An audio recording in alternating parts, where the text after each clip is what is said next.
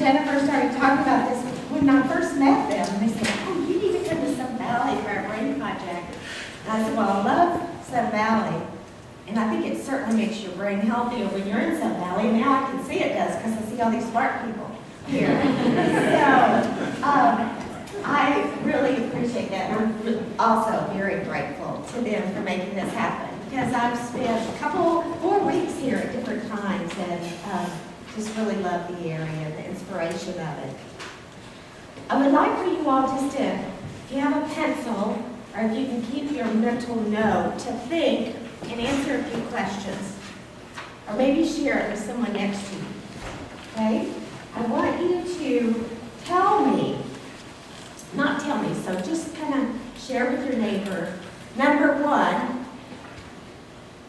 when do you think your brain was the healthiest? If you could have your brain be any age right now, what age would you want it to be? If I could say, I can do this little light bulb over here and your brain will be any age, what age do you wish it would be? Okay? And then second, I want to know, what do you do that you think is absolutely making your brain smarter? And then I want you to write what you think that's taking your brain away, that's degrading your brain, that you are doing, but you think, oh my God, why do we keep doing X? Okay? Write it down. Talk to each other, share. Because if you don't write it down, it means you're not really thinking about it. They promised me you would be a thinking group. A thinking group, right? Uh-oh. Are you scared to share it? Okay, come on. I'm hearing you. Okay, that's enough. Ready? Okay. I want to hear the ages from the very last row, the people that are trying to hide. What age do you wish your brain was? 25. 25. Do I hear 26? No. What other age? 64. 64. Whoa, that's confidence. 30? 45. 45?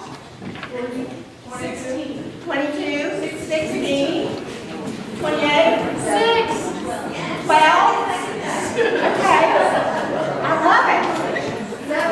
No matter what age people are, they always want their brains to be at least 10 years younger. Even my college students. Some people even say 2. We had a 12, but I've had 2, I have 3, and I'm like, why would you want your brain to be 2? Why do you think people would want their brain to be younger? I think it's more vibrant. We think it's more vibrant. I think the memory's better. The memory's better, it's faster. I mean, you kind of feel different, so, just kind of keep those thoughts in your mind. What do you do that you think makes your brain smarter? Work at the Sun Valley Symphony Orchestra. Read. What was that? Work at the Sun Valley Symphony Orchestra. Well, I mean, what could be smarter? Right? Learn Okay. new things. Read, learn new things. Sleep, exercise. Love. Oh, I love love. Nutrition. Gotta love to get nutrition. Mindfulness and meditation. Mindfulness, meditation. Yeah, we're learning a lot about how the brain works better. We're going to talk just a tiny bit about that, but it's very powerful. Passion? Passions. I mean, passions. Passions. I thought what she's saying, oh, she loves you. No. She said, I don't love it. The brain passion. No, oh, keep it up. No. Learn new music. Learn new music, so learning new things, what stretches it. It's not just about reading, because we can read. How many of you have libraries of books? You don't remember? You go, did I read this? I don't know, let me think. Because you can read passively, or you can read actively, to be engaged in deeper level learning. So if you drive in a car and you're the passenger and someone says, okay, you drive home, and they're like, oh my gosh, I don't know how to get home. They're like, well, you drove here, Why do we know it? Because we're passive. So the brain has to be actively engaged. So you can read, you can go to movies, you can go to NPR, you can work here, but you got to be actively engaged. And so we're going to learn about some of that. What do you think you're doing that's kind of an That's bad for my brain. Television. Television. Yes. Okay. Computers. Very important. Television. So I spoke to a group of young mothers in New York that were doing it. And one of the mothers said, what can I do? My daughter, a teenage, because we do a lot in teen reasoning too, which is a little bit of an oxymoron, right? Teen reasoning. But she said, my daughter, she watches TV and I just can't get her to think. And I said, you know what? It's the same thing about reading. There's almost nothing you can do that you couldn't make them think a little deeper. And even though it seems wasted comedy, if you start talking to them about what was the takeaway message from that, or what were they thinking, and get some morals from it and lessons, all of a sudden the stupidest thing becomes a really deep level of thinking, and you're going to learn why that's so important. So TV, endlessly, passively, nothing is coming from it bad, but it can, if we use it properly, be to stimulate the brain in proper ways. So, you ready to go? To see, what do you think is the greatest achievement of the last century? Just one? Huh? Just one thing? Yeah, the greatest achievement of the last one. Well, I mean, you don't have to all agree on one thing. Internet. Is what? The internet? Neuroplasticity. I'm realizing there's such thing as neuroplasticity. I'm hoping. Oh, yeah. Still not yet. We haven't achieved much, but I think that should be it, but it's not, but it should be. That's our mission. You have just said my whole speech. Because it needs to be, no.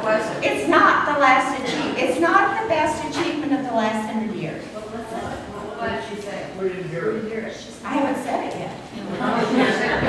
Oh, well, she said neuroplasticity, learning that the brain is changeable, modifiable, that it's not fixed, that you're born with whatever IQ you're going to be. I sometimes, when I speak to groups, and I know I can tell there's a lot of smart people in here that are Mensa people, and they think once Mensa, always Mensa.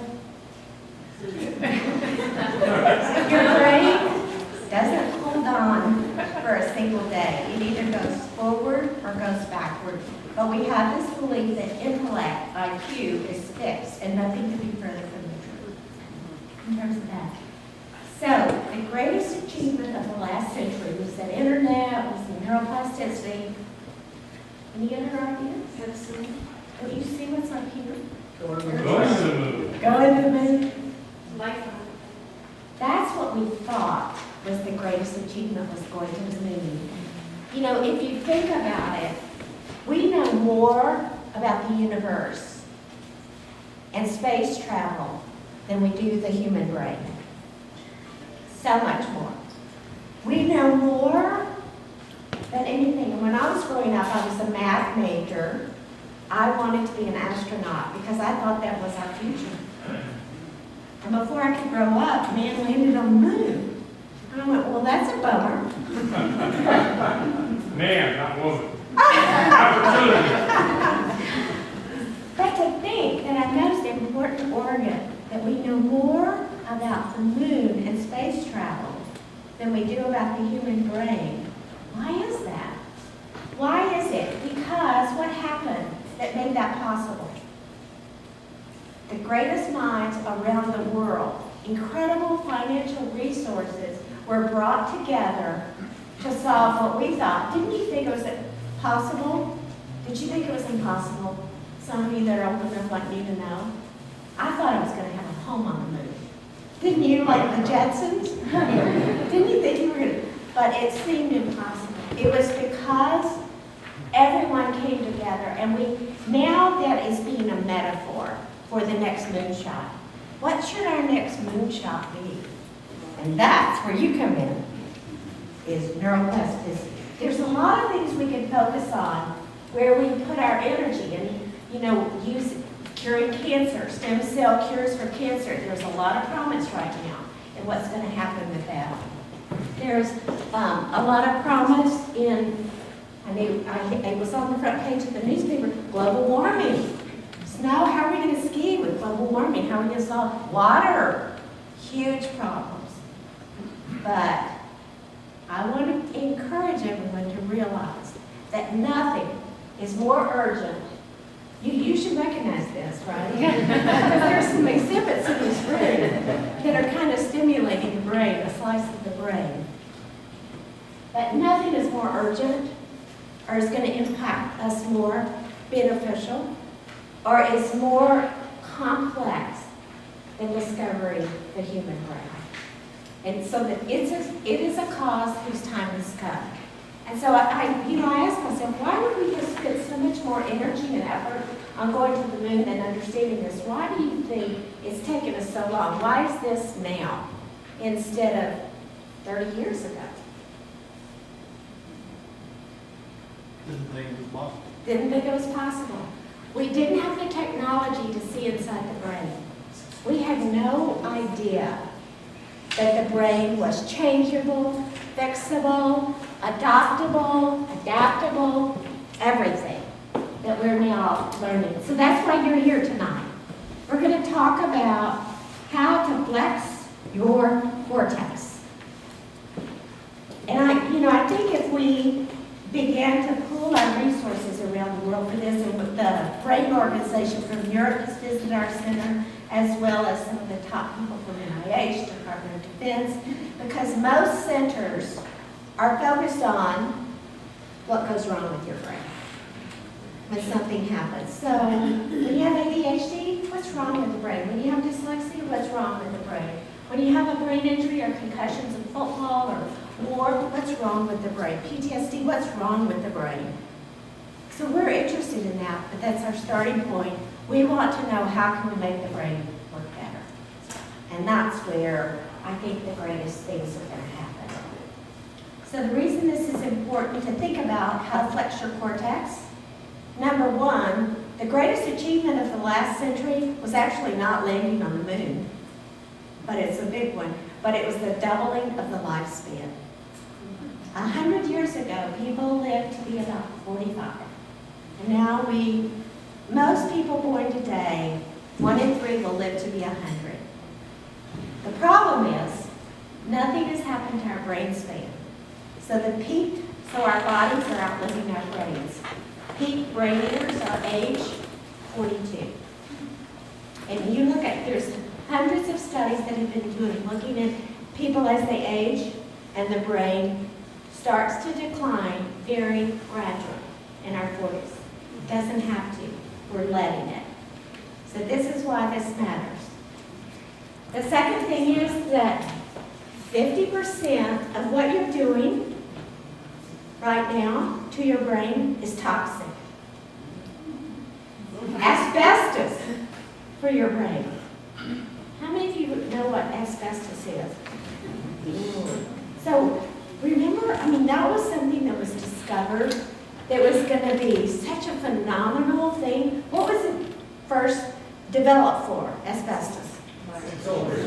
Fire retardant, toy, insulation. It was, and now what did we find out? Cancer, it's carcinogenic. You gotta rip it out, and if you rip it out, you gotta wear all these suits. If I told you what you're using in your brain is toxic, it's like asbestos, it's important to take it seriously. And that's really what we're discovering is not only now we're learning what's good for your brain, what harms it, but also what's helpful to the brain. So that's my message today, is what you can do to flex your cortex. And the exciting part, now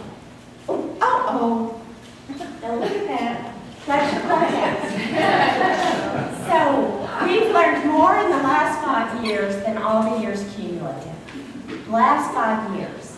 Because we can literally see a healthy person's brain changing in hours, not months and years, but hours.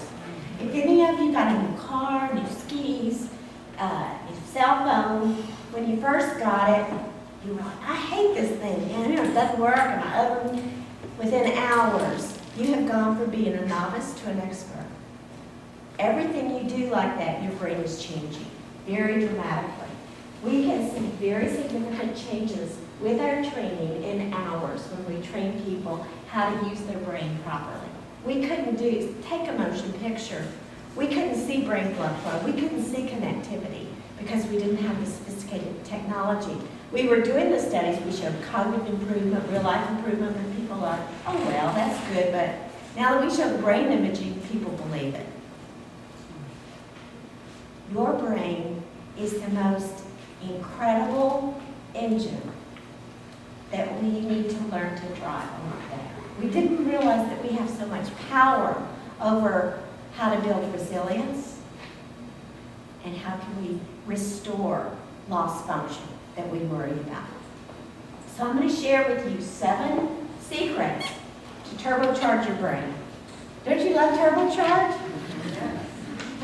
And you know, how do you get your brain energy? The reason I call them secrets is because they fly in the face of what we as a society have bought into is good for our brain. A lot of the things that we think are actually benefiting our brain are very toxic. They're like asbestos, and you saw the first one. How many of you really think you're wonderful multitaskers? Oh, come on. I don't believe this group. Okay, goodbye. The first secret that you need to do is single task. Start single tasking from this very day forward and stop multitasking.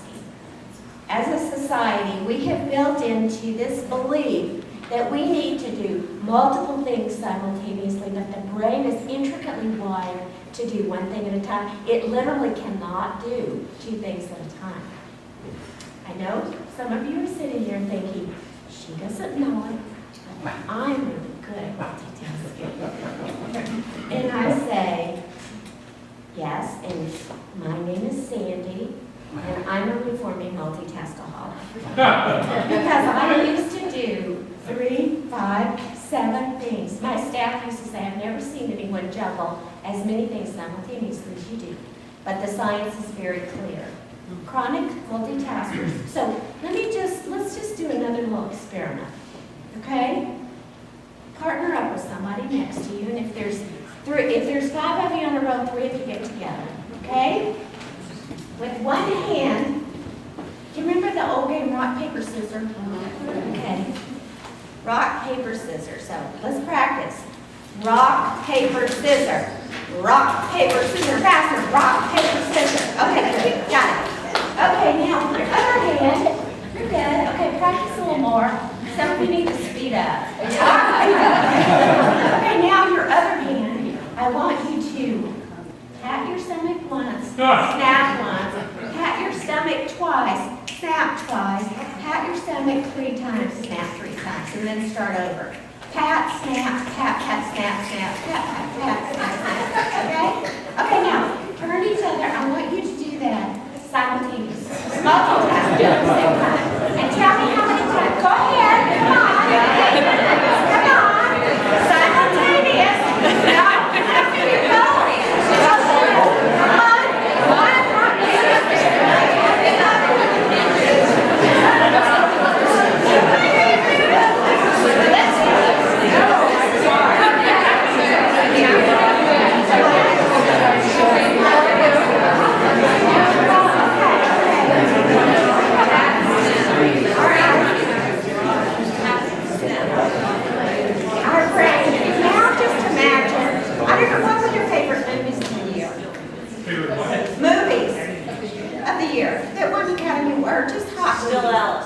Still Alice. Ferguson, USA. Say that. Lone Survivor. That American Sniper. Let's start. Last year. Imitation. Okay, so these 3 movies are up here on the screen, okay? And they're going simultaneously. And I say, okay, watch these movies. When they're over, I'm going to ask you to tell me what they're about. Well, your brain does not do two things simultaneously. It toggle. Oh, and then you, what's happening? Because our brain cannot do two things at once. And when you do, it breaks down the connections. The studies are very clear. Chronic multitaskers break down the axons. They're much less.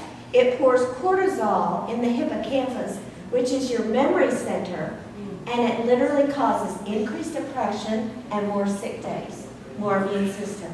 Chronic multitasking is probably the asbestos for the brain, clearly. And what's interesting is Intel and Microsoft did the study because they said, I think we've created an animal, a monster.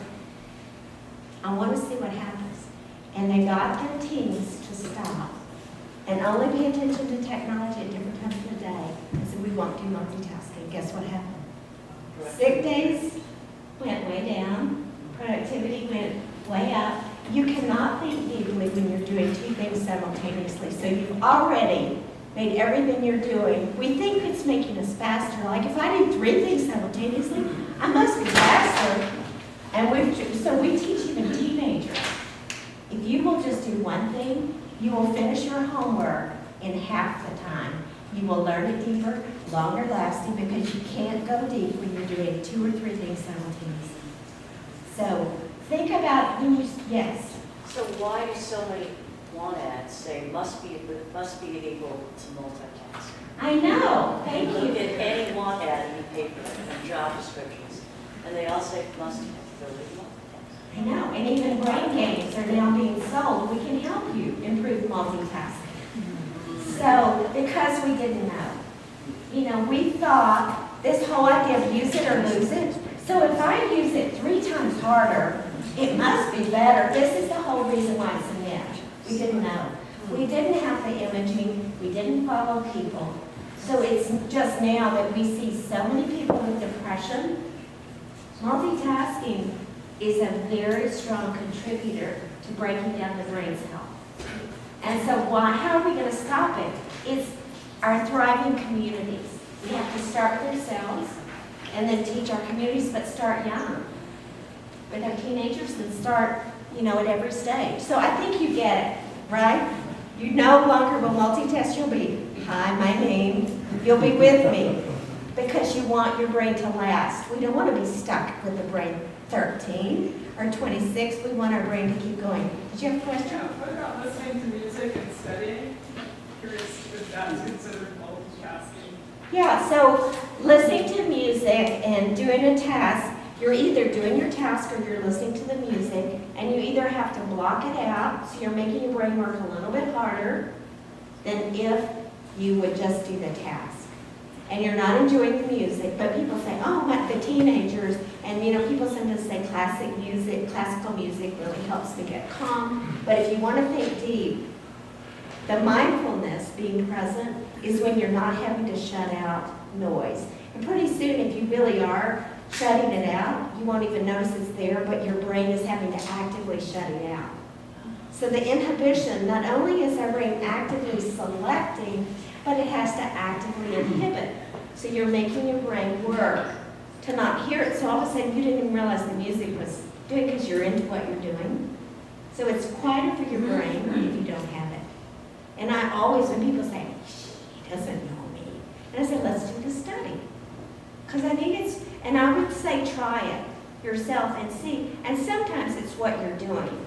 If you're not doing things that aren't requiring deeper level thinking, that's just kind of a little bit more fun, like cooking and listening to music. And, there's things you can do that kind of add to the spirit.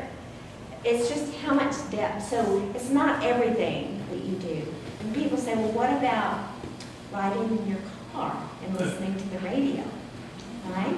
And I said, well, if people would take the time to turn off the radio when they're in a car, the brain, if it can have a period to quiet down naturally, we're much calmer and being present.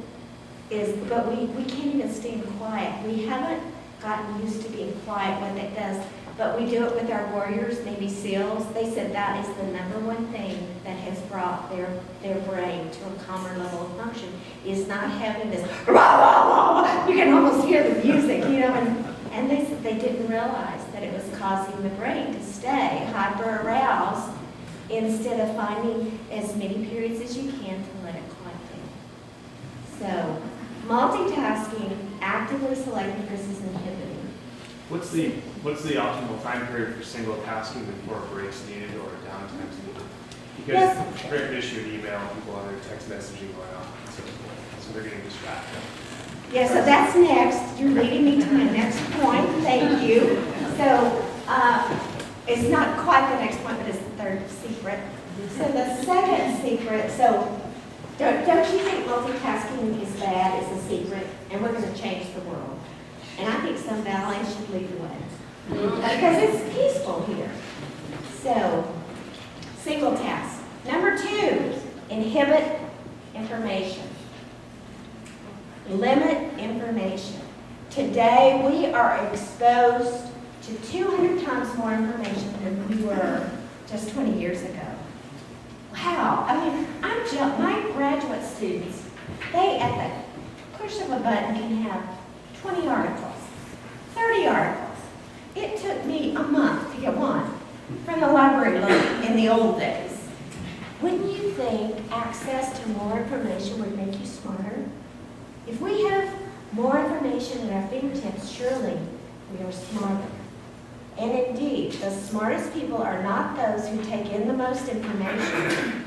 It's those that know what to block out from the very get-go. I mean, they talked about Steve Jobs. He could take 100 things and he knew instantly 98 not to even give us attention to, but what 2 things to focus on. And indeed, the studies are now showing that people that know how to block out the most information have the highest intellectual capacity. Not those who take it in, let me learn everything I can, let me just really take it all in. Students today are trying to take in a lot of information and it's very shallow. The more you take in, if I were to tell you, if I were an investment banker and I was going to be really clever, I would give you, I've got 2 investments, 1 or 2, and you can make a decision. But if I said, I've got 20 hot things that I'm going to tell you about that you need to invest in, well, you guess what? You would never make a decision. We think about our youth today, why they're not able to make decisions. Why are youth today growing up slower than any other time in our history? It's because they're exposed to too much information, too many choices, and they can't make choices. So they go with someone that can. Yes? Yeah, you said that the research shows that people who have the ability to block out information have the highest intellectual capacity. So how are you defining intellectual capacity? For me, intellectual capacity, thank you for that question, is all about, because as a society, what do we think is usually the smartest people? The people that have the highest grades, highest SAT scores, go to the best colleges, have the best memory, but that never makes the person the smartest. For me, it's frontal lobe function, it's the ability to do abstract reasoning, be very nimble, be very adaptive, problem solve very quickly, innovative thinking, not accept status quo, always changing things to move up, which is what your frontal lobes do, that are the last part of our brain to develop. It starts, our brain's undergoing more change during our teenage years than any other time in our lives except for the first 2 months. And it's this frontal lobe that makes us engage in this higher order critical reasoning. It matters then and it matters till the end of our life. But we focus on what? Memory. We think that the person that takes in the most information and can give it back is the smartest person. And I thought, you know, if I were to make one thing better, most 95% of the people will want what to get better? Their memory. And I think we don't even realize how incredible our brain is because forgetting is good. If you remember every single piece of information, every piece of art you ever saw, there would be so much garbage and weeds. One of the most efficient things it does is not remember, not even in code. But we value Memory, why is it? Because we feel it. You feel your memory because Well, it's something you can measure. you can, and it's something you can I can give you information and give you numbers and I can measure it. You know tonight you maybe saw a friend and you hadn't seen for 6 months because they were somewhere else and here they are and you're like, who is that? I know that person. I know where they're from. Oh my God, you know everything about them but their name and they're walking to you and you're like, So you experience your memory glitches, right? It's embarrassing. But you never stop and think at the end of the day, how many things did your brain remember? You forget the 100,000 things you remembered that day, but you do remember the 2 things you forgot. That's the paradox, right? You know, how could I have not remembered that person's name and why do you remember it at 3 a.m.? When you don't need it anymore. In fact, you'd rather be sleeping. Because your brain, it wasn't gone. It's the search mechanism, and when you quit trying, it comes. Because your brain works for you the most when you stop. But when you keep pushing, like, come on, hurry, it doesn't do it. But if you stop, it works for you. This brain, I'm telling you, this is the most excitingly intricate. Inhibit information. Think about what you're taking in. One of the executives we worked with, he said, I thought I had to read Wall Street Journal, Business Times. I was taking 7 things and I didn't let my day get started until I'd read it all. And after he took our high performance brain training, he took 1. And he said, I'm so much more productive, I'm thinking deeper, and I've learned just as much. I had no idea. Because we think the more you take in, the more you're ready for everything. So limiting information is kind of not really intuitive. So that's why it's a secret. But now you know the secret. This is going to answer your question a little bit. If it doesn't, you can ask me another question. Detox distractions. One of the most common questions that I get asked is, technology good or bad for your brain? And I say, yes, it is. Right? Because it's not technology in and of itself that's the culprit. It's that we let it control us. Right? That we allow ourselves to be distracted. Those of you that have it in your pocket and it's on vibrate, you're waiting to be distracted. So it's not even that you are distracted. A lot of times it's just waiting to be distracted. Keeps your brain at the shallow, superficial level, the connections. When we think about, are we developing ADHD kids? We're actually developing ADHD as adults that we didn't have as kids because we're allowing ourselves to be constantly distracted. Most people, and I would love for you to mark down tomorrow or tonight, how many times do you let yourself be distracted? Because you said we can't control it, but we let our technology control us. We're working on average of about 3 minutes before we're interrupted. There is no way you can be efficient, go deep, or think and keep the brain network. So the frontal lobe networks that I was talking about, they're very sensitive to distractions, and they break down the string when you allow it too much. How much time do you have to stay focused? That's kind of up to different people. You know, how long can you stay? And you feel yourself sometimes in this ebb and flow. Sometimes can you sit and do something? Jennifer, you ride. If you were given alone, sometimes I'm sitting and my husband said, you haven't moved for 4 hours. When I'm writing a research article, I get so engrossed in, you know, what is the data showing and writing it that I can't, it's like I would have thought it was 30 minutes. And then sometimes it's 30 minutes, you're like, God, this is 4 hours and I haven't done squat. So, how much time you can allow yourself to be distracted, obviously the longer the better, where you we call it interval training, where you focus and then you take a breath, because you don't want to let your brain stay deep too long, because it also is stressful. Did that answer your question a little bit? Yeah. Kind of. So now this is the big kahuna. You ready? Big idea thinking. This is what is transformative. And in our randomized trials, when we look at, we've done a number. We've finished, I'm just publishing, submitting tonight with one of my postdocs.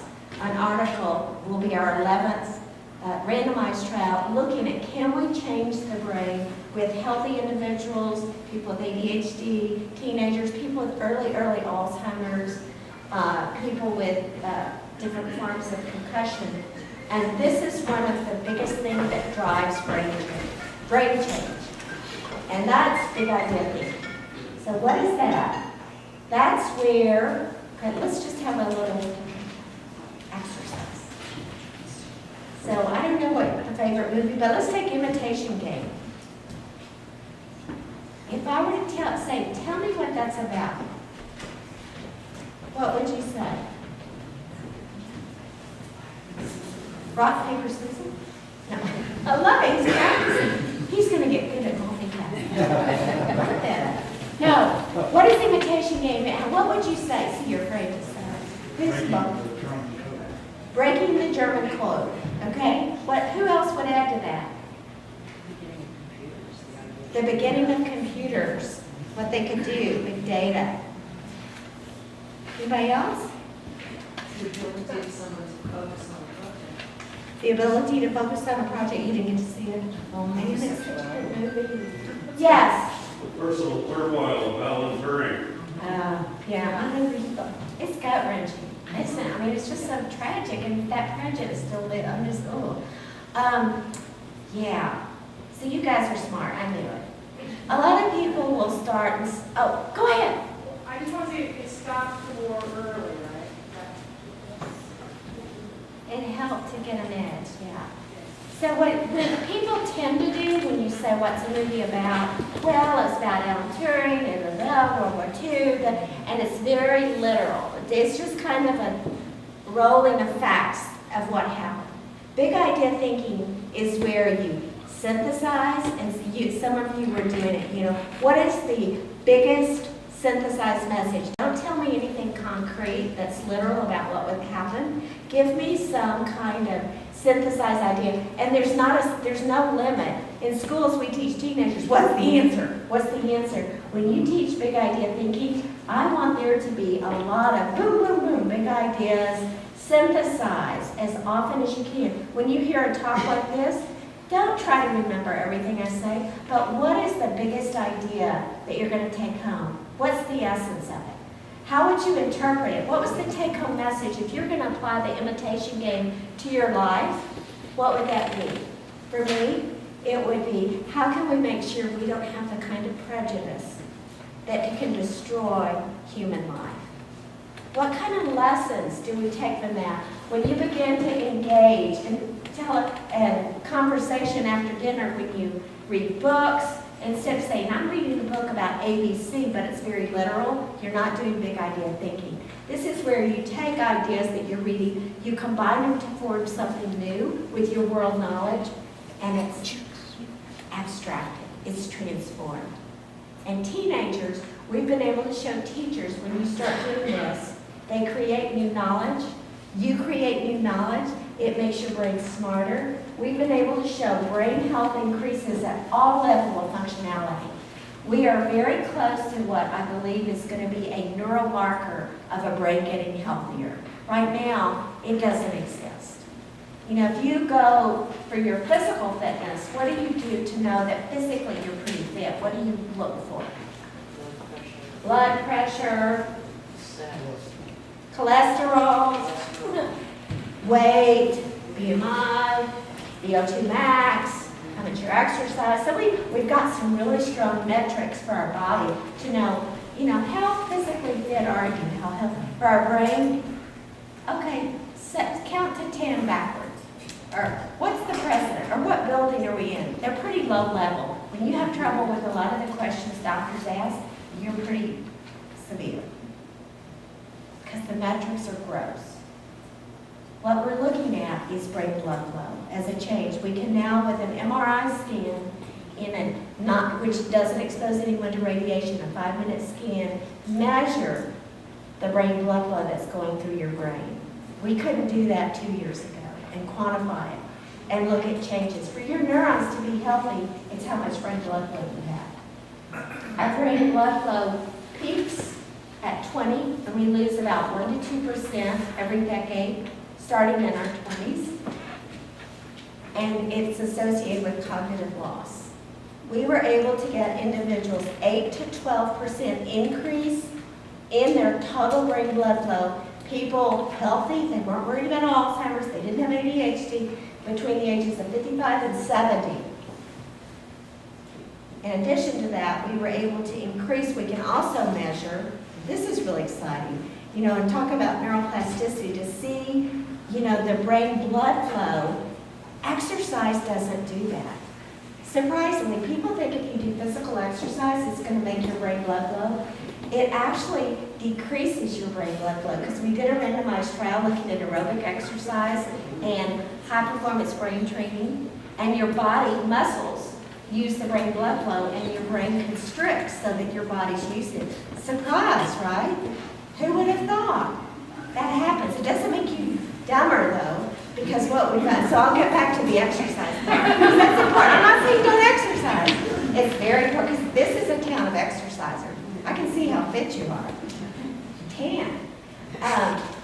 But we were able to increase the speed in the neural communication, how fast. So when you feel like your brain is sluggish, like things won't come, it's because the speed of the brain talking to different regions slows down as we age. And that's peaks in about our late 20s.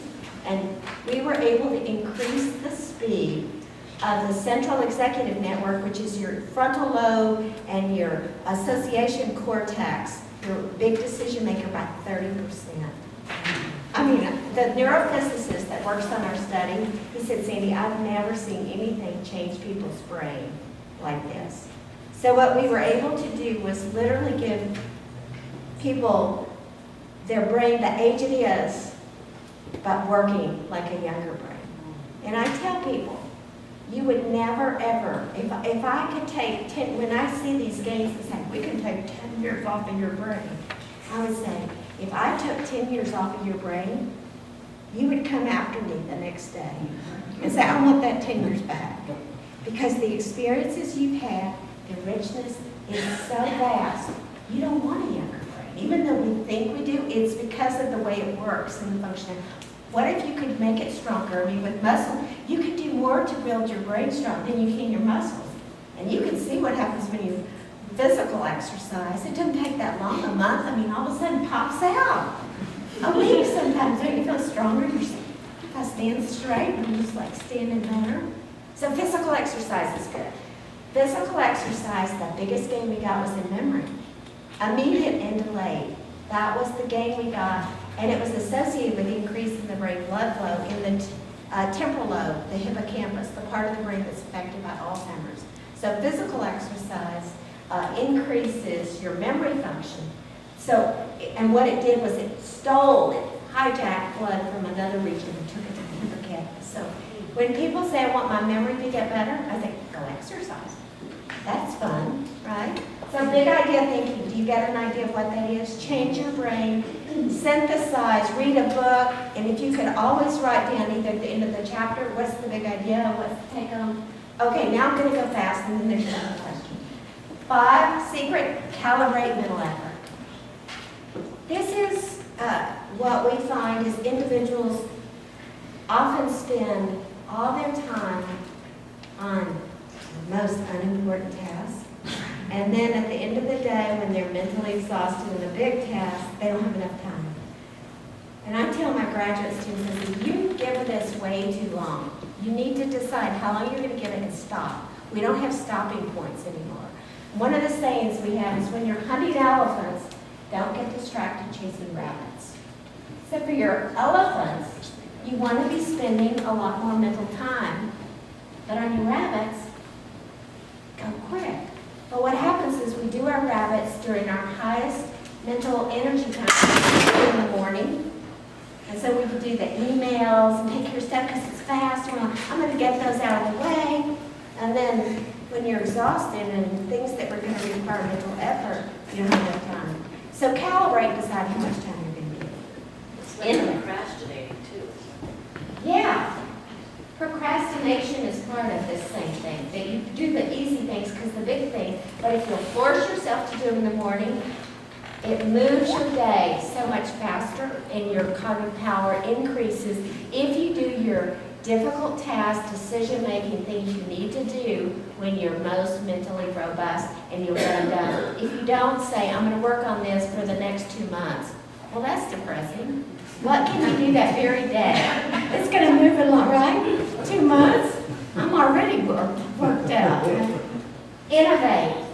Our brain is wired to be inspired. We think about it. You see little 4-year-olds and 5-year-olds, and I think there were some little kids that went, creating and all these new ideas. And then you get to middle school, what? And then it's adults, because it's fact-based learning. It's not innovative. It's not creative.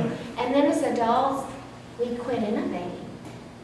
Innovation is the most powerful thing our brains love to do. And I say, think about what your thank you note, and you can innovate in a lot of things. Your dinner parties isn't the same old people, same old coffee. And this couple I know didn't do it, but so many times the worst innovation is with our spouses. Hi, how you doing? It's predictable. It's not innovative. But what if someone says something different?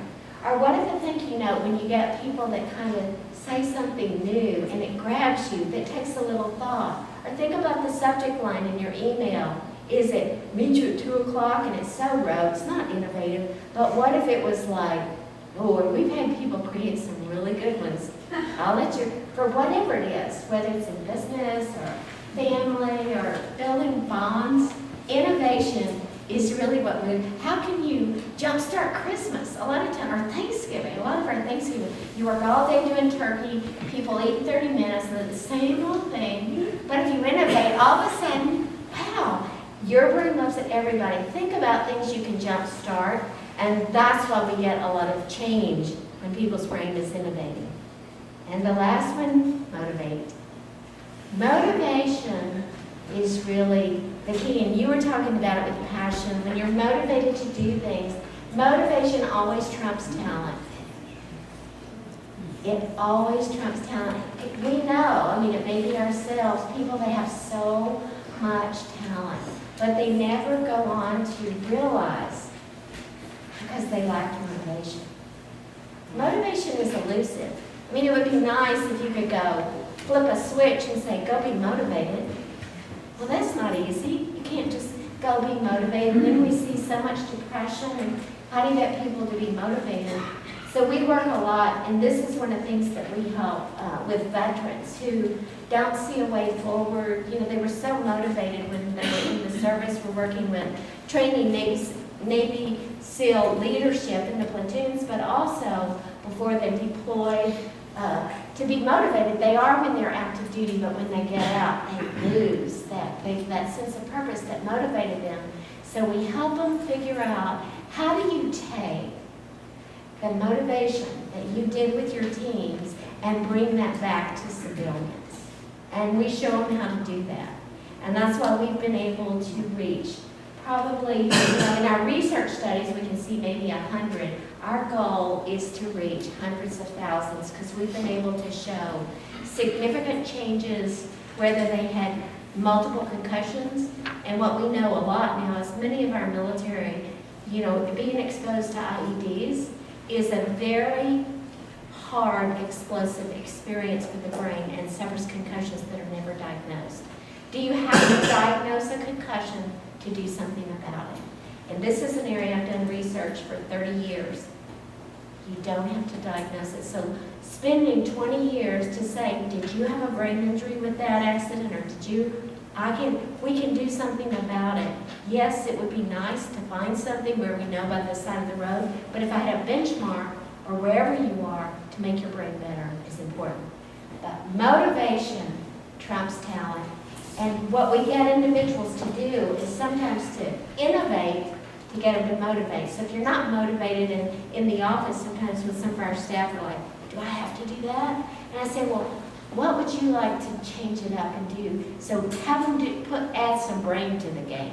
Or if someone's complaining about the same old thing of Thanksgiving, we'll say, why don't you come up with a game we can play and make them innovate, and then they get motivated to make it fun.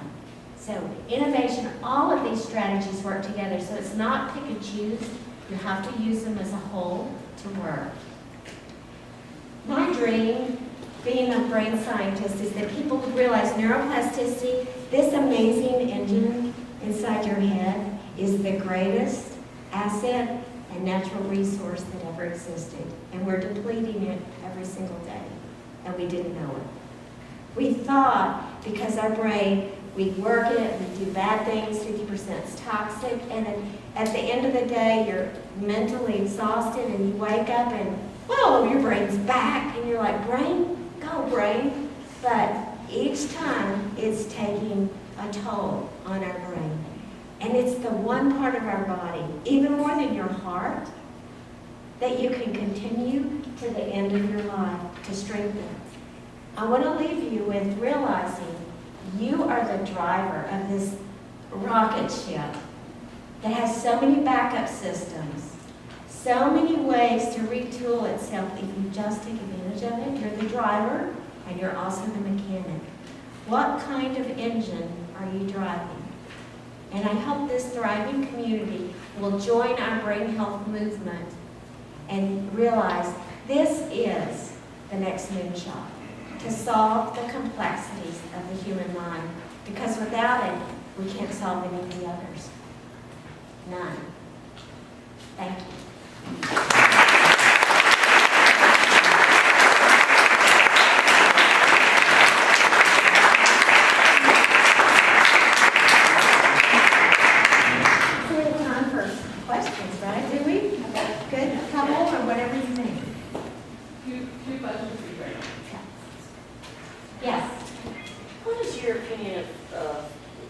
Websites like Luminosity that say they have brain exercises. Yeah. Oh, very. Yeah, so the question is, what do I think about websites like Luminosity? Lumosity. So, Lumosity, if you do Lumosity, it makes you better at Lumosity.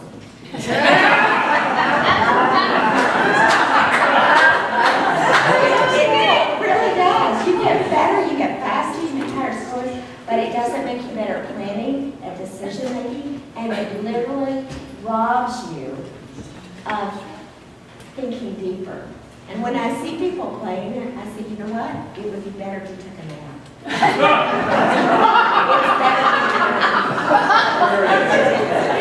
we've got to learn to slow our brain down, but we think, okay, I've got 10 minutes. I'm going to do Lumosity. I've got 30 minutes. I'm going to do crossword puzzles. We don't know how to quiet our mind, and it's only through letting your mind quiet that it works deeper.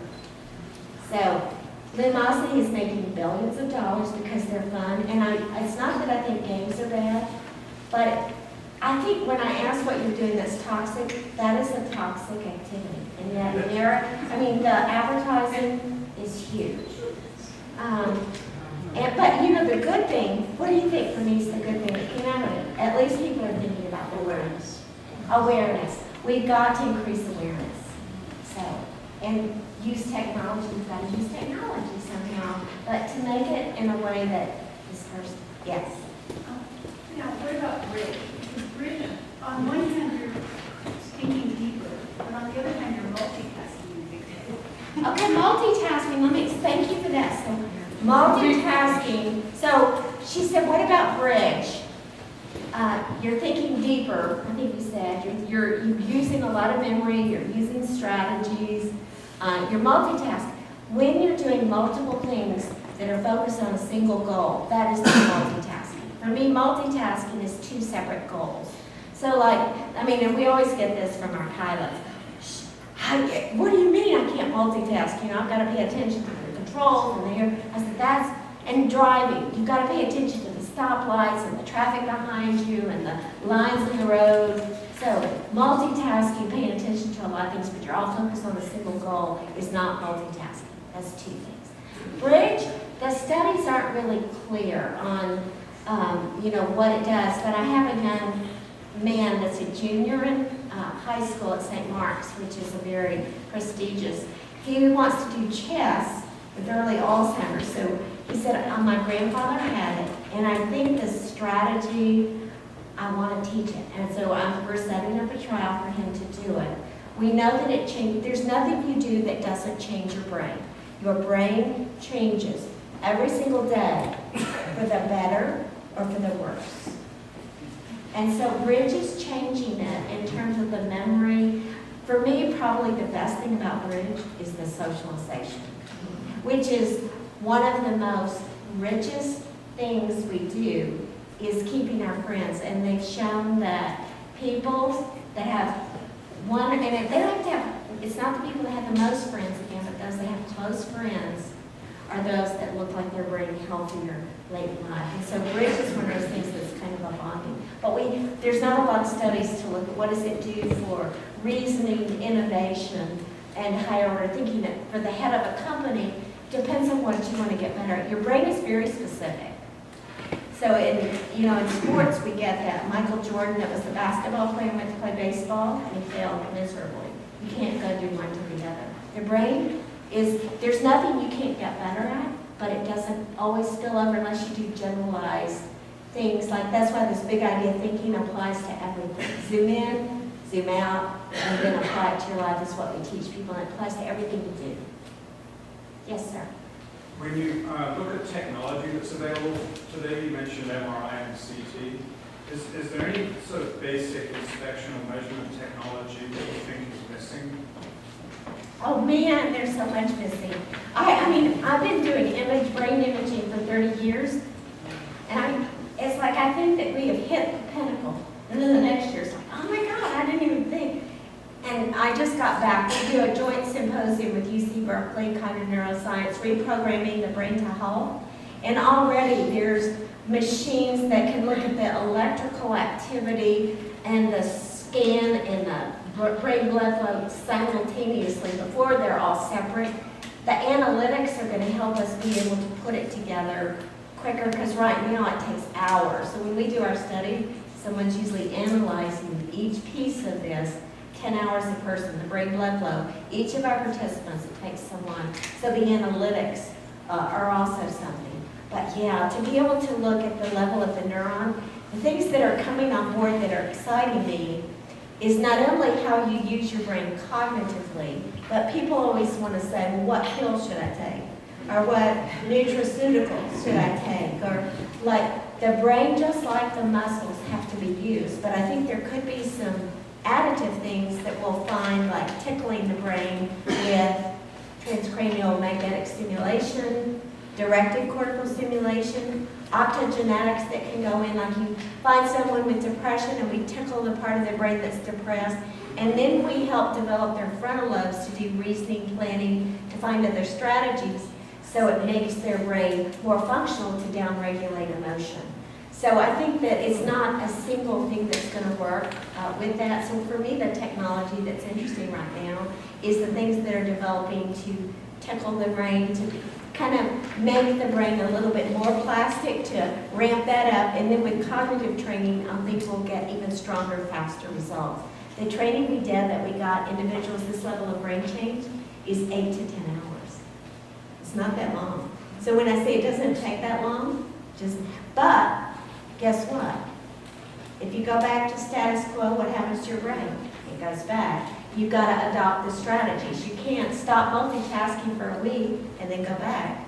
You break down everything. We know that with exercise, the brain's the same. So we teach people how to adopt the strategies to stay very mentally energetic. Yes? I'm surprised that one of the secrets isn't more sleep. Well, Getting more sleep. How does that well, I work? could have done 20 secrets, but sleep to me isn't a secret. I think people really know that sleep is important. I mean, I know that as a society, but it's one of my things. The other thing I say is 3 things. The way you eat, sleep, move your feet. You've got to do those. Eating right, proper nutrition, because this little organ up here is fed by what we eat. It matters. Eat, sleep, 8 hours. Sleep, and that's why I say take a nap instead of do lumosity. We're now learning that sleep, 8 hours, probably takes The healthy part comes about the 6 to 8 hour period, where some of the early evidence right now is looking like it could clean out some of that amyloid that can build up the glue in Alzheimer's. All of our brains have amyloid. So if you take amyloid out, it makes the brain sick. If it's too much, it's Alzheimer's. But sleep kind of goes in as a little housekeeper and cleans it up at night. And it consolidates what you're thinking of.